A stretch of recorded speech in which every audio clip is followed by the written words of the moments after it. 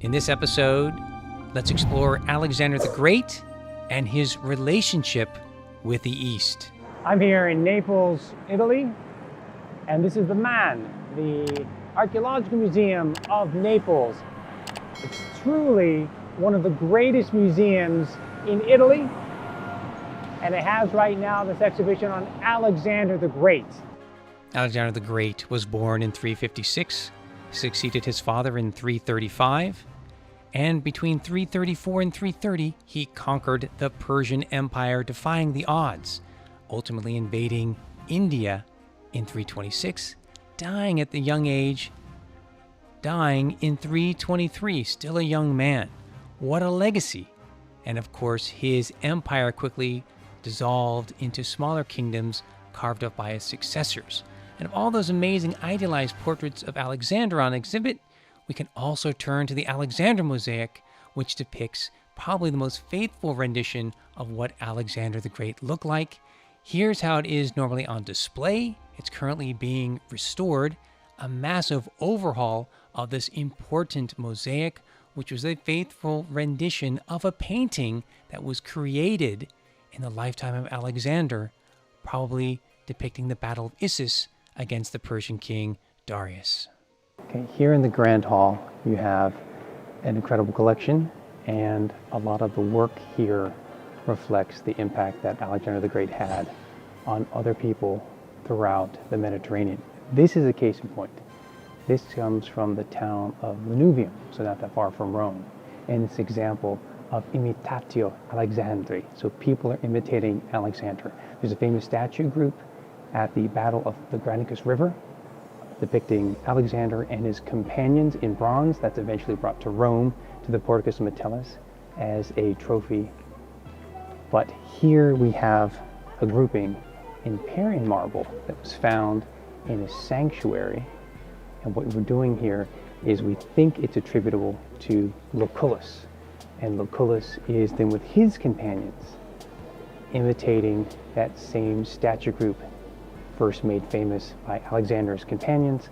Now here is an example of a Roman general, Lucullus, ultimately outshined by Pompey the Great, but here is apparently his moment of glory in this sanctuary in Lanuvium. This is the famous, very famous Farnese Tazza, the Farnese cup, which is the largest preserved sarnet agate cup, a cameo preserved from the entirety of the ancient world. This is a piece that falls into the hands of the Farnese family, becomes part of this collection in this museum, but it had a storied past. And why it's here in this particular exhibition on Alexander has to do with the influence of Alexander in the East, and of course that includes Egypt, and this seems to be part of the production of one of the Ptolemaic rulers, one of the successors of Alexander the Great, that ultimately becomes a possession of the imperial family of Rome. Here's a depiction of a famous wedding. This is the wedding of Alexander and Roxanne. This is after he's conquered the Persian Empire. And of course you can see he's accompanied here by a Persian soldier. You can tell by the getup that he has. His uniform is also what we'll see on the Alexander mosaic. But what's so important about this kind of connection in the time of Alexander, it wasn't just about conquest. It was also about a merger of cultures.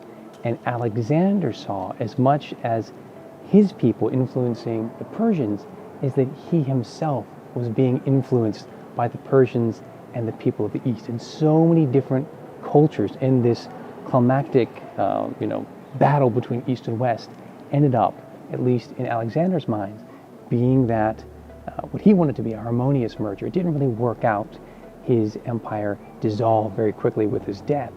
But the conversations, the crossroads, the dialogue, and the overlap of those cultures never looked back. So this was a real changing point, truly, where East met West. And so much of this exhibition then focuses on that dialogue, that conversation between East and West. What's so important about this kind of exhibition is that it also holds to the values of the Museum of Naples in general. What they're doing is pushing this conversation of multiculturalism.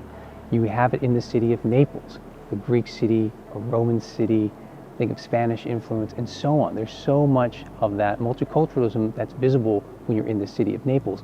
Bringing it into this incredible collection in Naples, you're confronted with what's happening in Herculaneum and Pompeii. You're looking at that magnificent Farnese collection that's bringing the international flavor from Rome as capital of empire. But all together, there are all kinds of threads that make you very much aware just how international, just how multicultural the experience was in the ancient world. It wasn't just the classical world, it was much larger. And it's these kinds of exhibitions that they're holding today, like this exhibition on Alexander in the East. It's that it's drawing you into a much larger world, drawing you into the connections between these cultures. And I think it's really successful because it's giving you a much more nuanced, a much richer look at the ancient world in general. We have here the reconstruction of a room from a villa found in Bosco Reale, dating to the time of Julius Caesar, that probably belonged to Publius Fannius Sinister. And you have a whole cycle of frescoes referring to the Macedonian court. And this particular section is quite important.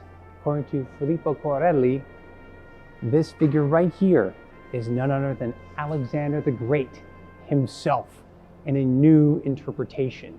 We have all these Macedonian figures with that spear leading down here, crossing this body of water. It's the conquest of Alexandria in Europe, crossing over into Asia. A new interpretation as part of this new exhibition. This figure, in the scholarship oftentimes identified as a woman, has a lot of physical features similar to the portrait of Alexander on the Alexander mosaic. Alexander was also known for having a very fair complexion, and this figure is wearing the calcia, which is the hat of the Macedonian rulers. And with that spear or scepter, he's leaning on it, and it extends across a small body of water, the Dardanelles. So he's spanning from Europe and Macedonia over across into Asia. He's got a Macedonian shield at his feet, and who's looking at him on the Asian side expectantly? A figure that represents Asia. So we have a new interpretation, and there's a lot of convincing aspects of this interpretation that we're actually looking at another contemporary-based portrait of Alexander the Great, made as a copy in this house in Bosco Reale. There are so many individual pieces that give us a nuanced view of the contemporaries of Alexander the Great, but also the impact from the conquest of Alexander the Great, and ultimately that conversation between East and West. And it really is a great assemblage of materials, of various media, and ultimately it opens up a lot of conversations about the relationship between the Macedonians and the Greeks that protested, that fought against Alexander and his conquest of Greece itself, and then many of the Greeks that then fought for the Persians against the Macedonians and Alexander. We have contemporary armor. We have also the reflection, the echoing of those lost great works of art, including the Granicus monument of Alexander and his companions, all in bronze. We see a lot of iterations in the Roman period made of marble. Although the Alexander mosaic is undergoing an important restoration, the public can look at this faithful restoration that fills in the missing gaps on the Alexander mosaic to give us a full picture of the Battle of Alexander and Darius. The exhibition has many unique pieces like these camels from China, underlining the fact that the Silk Road is now really opened up under Alexander the Great. He fought against elephants in India, and elephants then become part of the repertoire of battle against foreign foes. And we have many examples from Alexandria, a city that was founded by Alexander, in the House of the Faun, which also boasts the Alexander mosaic. It's an extraordinary museum, and it is a wonderful exhibition. You learn so much more about Alexander the Great and the world in which he was involved in, and how he made a great change by directly interacting with so many new cultures, bringing them into the Mediterranean. And that's a conversation we'll continue in other exhibitions. Thank you so much again to the man for the invitation and the exclusive access. Sign up for Ancient Rome Live, subscribe, and we'll see you throughout the Mediterranean.